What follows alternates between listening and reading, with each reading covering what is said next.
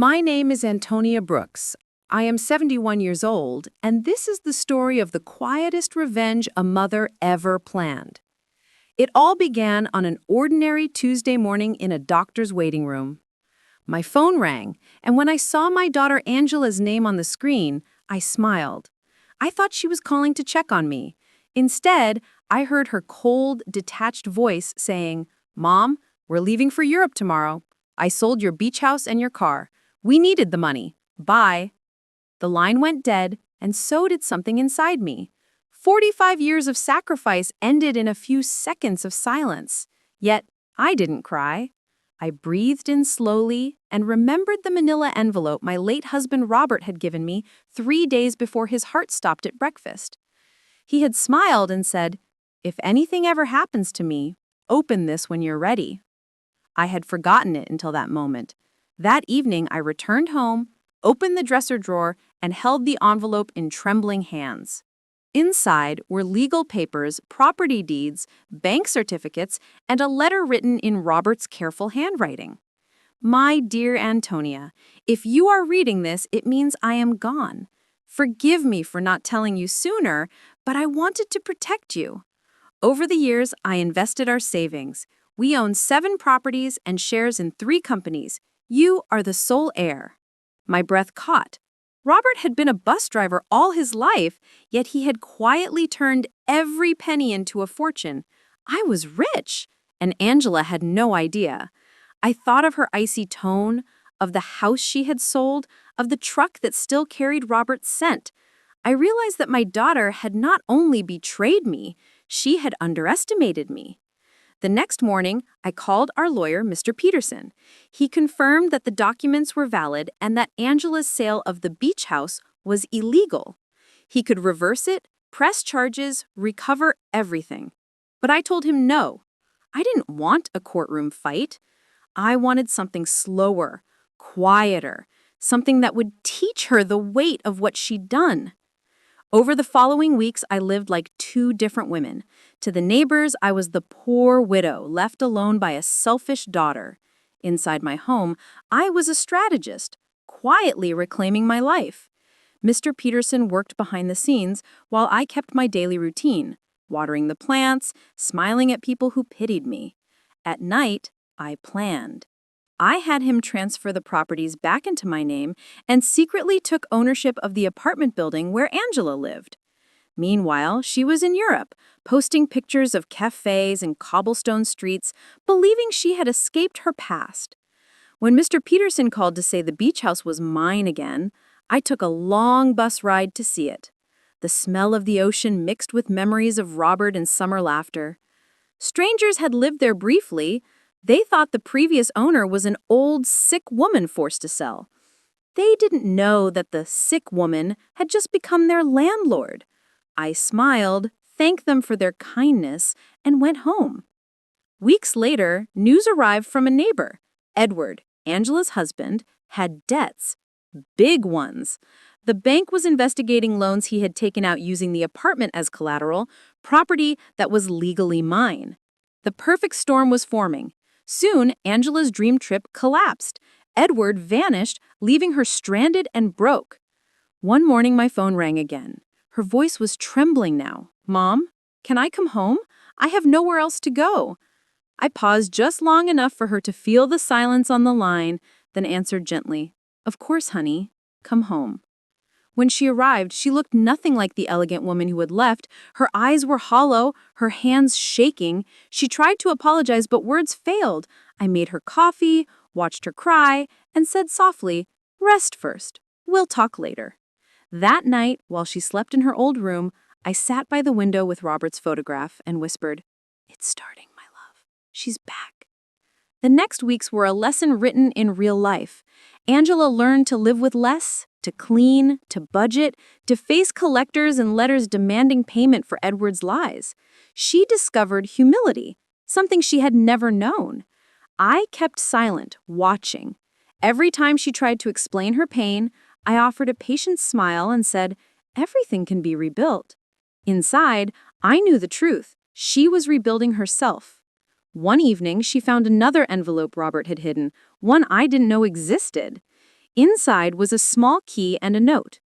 "If our daughter is in trouble, use this to help her." The key opened a safety deposit box filled with jewelry worth a fortune. Angela gasped. "Mom, we can sell these to pay the debts." Her voice carried hope, desperation, guilt. I let her decide. She sold them, believing she was saving us both, not realizing I could have erased every debt with a single signature. She worked by day, cried by night, and little by little, the arrogance disappeared from her voice. One afternoon, she came home from a cleaning job, her hands raw and her shoulders heavy, but her eyes clearer than ever. "Mom, I finally understand what Dad meant when he talked about dignity." That night, as I watched her fall asleep on the couch, I realized my plan was working. This wasn't revenge anymore. It was redemption through pain. Soon, she would be ready to know everything, but not yet. Angela's new life began without ceremony, the way dawn begins before anyone notices the light changing on the curtains. She woke early, washed dishes that weren't dirty, and filled the quiet with the sound of coffee dripping, because silence still frightened her. Each day she left for her cleaning job, carrying a plastic bucket that smelled of ammonia and regret. And each evening she returned with sore hands and a kind of weary grace that had never touched her before. I let her live in that rhythm without interference. Pain was doing what advice never could. Occasionally she would speak at dinner, almost to herself, about the people in the offices she cleaned. Their photographs, their perfume lingering in empty halls, the way they left half-eaten fruit on their desks as if tomorrow were guaranteed. She said, "I used to live like that." I nodded because acknowledgement is gentler than agreement.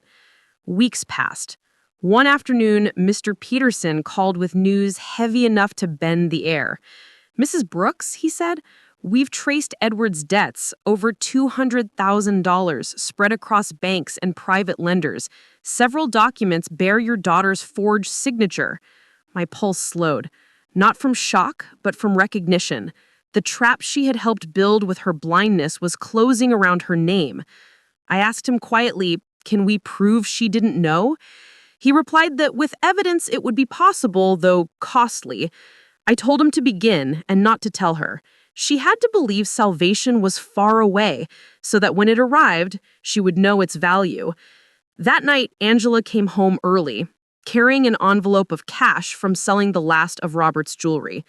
She laid the money on the table like an offering and whispered, "This is all I have left of him. I'm sorry." I wanted to tell her that the jewels had been insured twice over, that I could replace them with a signature, but I bit my tongue. Instead, I touched her hand and said, "Your father would be proud that you used his gifts to build honesty." She cried silently, and for the first time, the tears cleaned rather than stained. Later, when she slept, I phoned Mr. Peterson again. "When you finish the legal work," I said, "I want the debts cleared entirely in her name, but quietly. No celebration, no headlines." He understood. For the next month, my house became a strange stage. Mornings of clinking dishes and the smell of detergent, afternoons of hushed phone calls, evenings of shared soup and half-truths. Outside, the neighborhood kept its rhythm. Children on bicycles, gossip like small birds. But inside, time thickened. Angela began to change in visible ways. She read more, smiled less, but the smiles that did appear were genuine. She stopped speaking about Europe or the apartment she had lost. She started asking about recipes and how to mend curtains. She found dignity in small repairs. One Sunday, she returned from church with the face of someone who had finally understood confession. "Mom," she said, "I met a woman named Mrs. Johnson who cleans with me. She told me there are two kinds of people who end up in this job, the ones who never had a chance and the ones who wasted theirs. I told her which one I am." I waited. She said, "Then I'm already one step ahead because I know it." Her laugh was fragile, but new, like glass still cooling. I realized then that humility had a sound. Meanwhile, Mr. Peterson worked like a careful surgeon behind the curtain. He located Edward in Paris, hiding behind a false marriage and a counterfeit smile. French authorities discovered his fraud. I signed nothing, said nothing, simply allowed the world to do what it does to liars. It folds them. When Peterson called again, his tone carried sunlight. We can clear Angela completely. With this evidence, she's innocent of all debts. I closed my eyes and felt Robert's invisible nod somewhere behind me. Finish it, I said, quietly. That same evening, Angela came home humming, a tune I hadn't heard since she was a child. She told me about her coworkers sharing sandwiches, about laughter returning in small doses. She didn't know that the invisible tide beneath her feet had already turned. A week later, she received official letters from the banks stating that her obligations had been dismissed due to proven fraud. She stared at them for a long time, trembling. "Mom," she said, "someone must have done this. It's impossible." I shrugged, stirring the soup. I answered, "Sometimes justice remembers who you are." She looked at me strangely, perhaps sensing a shadow of the truth but not daring to touch it. Over the next evening, she kept talking about purpose, about wanting to study again, to help others who fall into the same holes. I listened, storing her words like seeds. The house that once held only echoes now held plans. One afternoon, Aurora, our neighbor, visited with the polite curiosity of those who smell miracles but can't name them. She asked how Angela was managing, and I told her she was rebuilding. Aurora said softly, "She seems different, not just sad, but clean inside." I smiled. Clean was the right word. Every night, Angela returned from work tired but luminous. She had stopped wearing makeup, her hands were rough, but her voice was kind, even to herself. One night she said, "I finally sleep without dreaming of Europe." That was the night I decided it was almost time. The next morning, Mr. Peterson called to confirm that every property was legally in my control, every account balanced, every thread of the past neatly tied. "What will you do now, Mrs. Brooks?" He asked me. "Tell her, but only when she's strong enough to hear it." A few days later, I invited Angela to accompany me to his office, telling her it was about some documents that might help her case. She came nervous, expecting another debt. I watched her fidget in the waiting room, tapping her foot as she once did when she waited for exam results in high school. Time folded. When Peterson ushered us in, she apologized before sitting out of habit. He handed her a folder thicker than her patience. As she read, confusion blurred into shock. "It says here the debts are cleared. It even says the house belongs to you again. I don't understand." I waited for her breathing to slow. Peterson glanced at me. I nodded. He opened a second folder. Robert's investments, the bank accounts, the deeds, the proof that everything she had once dismissed as worthless was in my hands all along. Her lips moved without sound. "Mom, all this time?" I said yes with my silence. "And you let me—" She stopped, unable to finish. I met her eyes, not as judge, but as mirror. I said, "You needed to learn something no comfort could teach." Tears fell onto the legal paper, small salt signatures of redemption. She whispered, "You let me suffer to save me?" I touched her cheek. "I let life show you the cost of what you once sold so cheaply." She cried quietly until her breathing steadied. Then she laughed, soft, broken, and real. On the way home, she said, "You thought you wanted revenge."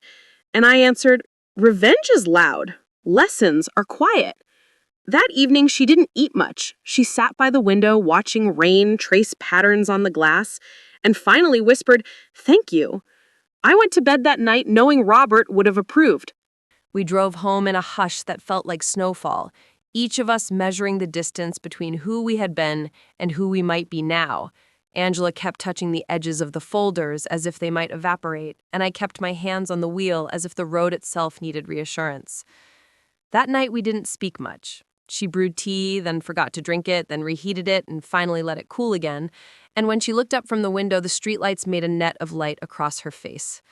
"What am I to you now?" she asked, not accusing, simply curious in the way the newly honest are. "My daughter," I said, "but also a woman I respect." The words settled around us like a blanket. Over the next days, she moved carefully, like a person recovering from a long fever. She kept going to work, even though she no longer needed to, saying she wanted to finish the month she had promised. She brought home small stories from the night shift, how Mrs. Johnson taught her to fold a trash liner with one hand, how the security guard hummed old songs to stay awake, how the city looks softer when the elevators are empty. She began to plan without apology. One afternoon, she knelt beside the coffee table with a pencil and a sheet of paper and drew a wide rectangle. "The beach house," she said, and the words did not crack. "What if we turned it into a temporary shelter? Just 3 rooms to start, for women who need a safe place for a few weeks." I imagined Robert on the porch with a box of tools and a stubborn screw between his fingers, and I felt the future lean toward us. We visited the coast together the next morning. The house recognized her, I could tell. Doors sometimes swell in the summer and refuse strangers, but the front door opened at the first gentle push. She walked from room to room with that startled reverence people bring to churches, touching the mantel, the window latches, the kitchen tiles. In the small back bedroom, she paused and said, "I sold this air once." And then she smiled the smallest, bravest smile I had ever seen. We cleaned for hours, not because it needed it, but because cleaning is a prayer you do with your hands. That evening on the porch, Angela outlined her plan in a voice that held steady even when the sea roared. A 6-week maximum stay, a partnership with a local counselor, a simple pantry and a locked cabinet for medicine, a list of rules that felt like promises. "We'll call it the porch," she said, "because the porch is the first safe step between outside and in." I nodded and told her I would seed a small foundation under Robert's name, and we shook on it right there, mother and daughter. Board of directors of a future we could both live inside. Word traveled the way good news always does. Crookedly, kindly, faster than we expected. Aurora brought over spare lamps, the grocer offered to send fruit that was too beautiful to throw out, Mrs. Johnson donated 2 quilts her sister had made, the handyman next door repaired the porch railing and refused payment with a shrug that meant everything. Paperwork was a forest, but Peterson guided us down a path he had likely cleared a dozen times before. Angela kept working nights until her last shift, then arrived home at dawn with blistered heels and a peppered laugh. "I didn't trip over the vacuum cord once," she announced as if it were a diploma. She slept through the afternoon and woke with a certainty that startled me. "I'm going back to school," she said. "Part-time first, then full. Social work. I want the education to match the lessons I've already paid for." We found a program with evening classes. She filled out forms by herself and, when asked for an emergency contact, wrote my name with a tenderness that turned the ink warm. Meanwhile, the past kept tidying itself. Edward's fraud unraveled completely. He was arrested for the paper marriage in Paris and faced deportation. A letter arrived, addressed in his flat, impatient handwriting. Angela read 2 lines, folded it neatly, and slid it into a drawer she no longer used. "I wish him whatever truth he can stand," she said, and I realized forgiveness can be a door you close without locking. The porch opened on a day the ocean wore its best blue, and the gulls were too busy arguing to notice us cut a ribbon made from one of Robert's old ties. Our first guest was a woman named Leela, with a bruised cheek and a soft voice. She stood stiffly in the doorway like someone stepping onto a boat. Angela showed her the kitchen, the small bookshelf, the room with clean sheets, and a lamp with a golden shade. "No questions today," Angela said gently. "Just sleep. Tomorrow we make a plan together." Leela nodded without meeting anyone's eyes, and that night she snored lightly with the effort of people who are finally asleep someplace they do not have to defend. I sat on the porch with my tea and listened to the house exhale. The days found their rhythm. Shopping lists, whispered laughter, the gentle traffic of borrowed sweaters and returned courage. Angela kept a small notebook in her pocket where she wrote needs that were too delicate to say out loud. Bus fare, shoes that do not slip, a phone card to call a sister far away. She learned the stern kindness of boundaries and the softer kind of apology you offer when you must keep them anyway. She became someone people trusted faster than she trusted herself. In the evenings, we cooked simple food and ate on the steps when the air was sweet. Neighbors sometimes joined us with stories that began in sorrow and ended in surprise. We made a rule that nobody could thank us at dinner because the food itself was thanks enough. On Sunday mornings, when the sea was all muscle and spectacle, we read out loud from Robert's letter about the shape of safety. Then we read the day's weather as if we were reading a map of blessings. At school, Angela studied the vocabulary of systems and the algebra of help, assessment, intake, trauma-informed practice, mandated reporting. She came home brimming with frameworks and listened newly when lived experience interrupted theory. "The textbooks don't smell like bleach," she said once, "but the corridors at night do. I need both smells to know where I am." I watched her present in class one evening. She had asked me to sit in the back where she wouldn't see me, and I witnessed the geometry of her growth, how she stood, how she paused, how she did not rush to rescue every silence. She had learned that sometimes silence is the bravest part of a story. We saw setbacks, of course. Leela left after 3 weeks and returned 2 days later, embarrassed, hopeful, carrying a plastic bag of tiny apologies. We let her in without ceremony. Another guest called in the middle of the night from 2 blocks away. Angela walked out with a flashlight and came back with a teenager who did not yet have a way to carry her anger. A small fire started in the kitchen when a towel met a burner. I smothered it with a lid while Angela talked a panicked guest back into her body. None of it scared me. I had already learned that fear is only useful if it points to a door. On the 6th Sunday, we invited a handful of supporters for tea. Aurora spoke about the way the street had changed, quieter, kinder, and Mrs. Johnson, in a dress the exact color of resolve, said, "Work is what dignity wears when it knows it's being watched." Angela smiled at that and touched the old porch rail where Robert's knife mark still lived beneath the paint. When I was 15, I thought this house was a stage for my life. Now I know it's a bridge for other lives. She looked at me then, not up to me, not down at me, but level. There is a holiness in being seen at eye level by your own child. Later, after everyone left and the kitchen was once again our quiet cathedral, Angela turned the question that had once cut her open and put it back together. "Who am I to you now?" I answered without thinking, which is how truth prefers to travel. I answered without thinking, which is how truth prefers to travel. "You are my daughter," I said. "You are my daughter. And you are also my colleague in doing good, and you are the part of Robert's plan I didn't know he had made." We laughed softly at the audacity of that.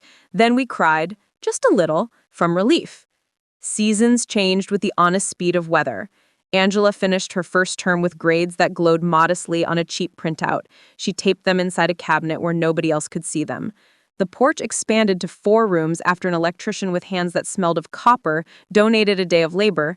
A local bakery left bread on the steps at dawn twice a week. Someone started a rumor that miracles were happening on our block, which is only another way of saying that people had begun to tell kinder stories about one another. As for me, I settled into a new old age, the kind that is busy because it wants to be, not because it must. I handled the books, met with Peterson about compliance, and wrote letters of thanks in my careful, slanted hand. Sometimes at dusk, I sat alone with Robert's photograph and told him everything he had bought with his secrecy. Not just houses and accounts, but the space for a girl to become a woman, for a woman to become a shelter, for a shelter to become a sentence we were proud to finish. One evening, a postcard arrived from France, unsigned, a picture of a bridge over water that pretended to be calm. I recognized Edward's hurried slope of letters in the address. I placed it in the drawer with his unopened letter and closed it gently. Some stories do not need our voices to end. On the anniversary of Robert's passing, we held a small gathering on the porch. No speeches, only sentences. Each person said one thing safety had meant to them that year. A locked door, a pot of soup, a phone number that answers, a bed that doesn't argue.